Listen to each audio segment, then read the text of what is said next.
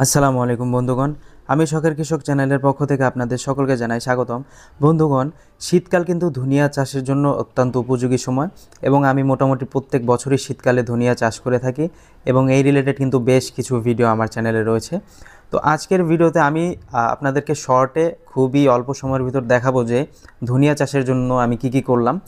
তো ধনিয়া চাষের জন্য আমার যে এই বেডটা তৈরি করেছিলাম, এই বেডটা কীভাবে তৈরি করেছি সে সম্পর্কেও কিন্তু বিস্তারিত ভিডিও আছে।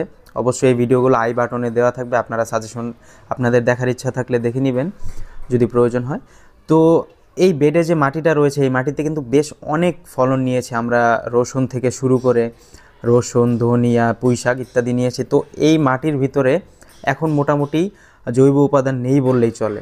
তো এইখানে আমরা মাটিটাকে উলটপালট করে দিয়ে তার মাঝখানে এইভাবে জৈব সারগুলো দিয়ে নিচ্ছে। যে আঙ্কেল, আমাদের ম্যানেজার আঙ্কেল, উনি আর কি প্রথমে প্রসেস হওয়া যে জৈব সার সেটা দিয়ে দিল এবং পরবর্তীতে যেটা দিল সেটা হচ্ছে কাঁচা গোবর সার। আর আমার বাবা এই জিনিসগুলোকে মিক্স করছে।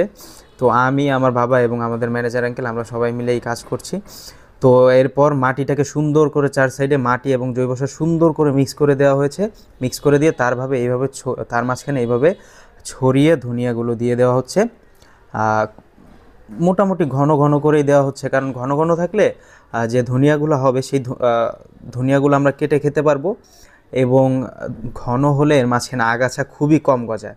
আর যদি ফাঁকা ফাঁকা থাকে তাহলে ফাঁকা স্থান দিয়ে কিন্তু জৈব সার মানে আগাছা কিন্তু গজায়, যেহেতু এখানে জৈব সার দেওয়া আছে। আর জৈব সার দিলে আগাছা কিন্তু প্রচুর হয়।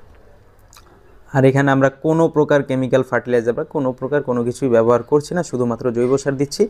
এবং আপনাদের আরও কিছু জৈব সার রেখে দিতে হবে, যে পরবর্তীতে ধনিয়া গাছ যখন মাঝারি সাইজের হবে তখন আপনারা হালকা করে ছিটিয়ে দিলেই কিন্তু মোটামুটি হয়ে যাবে।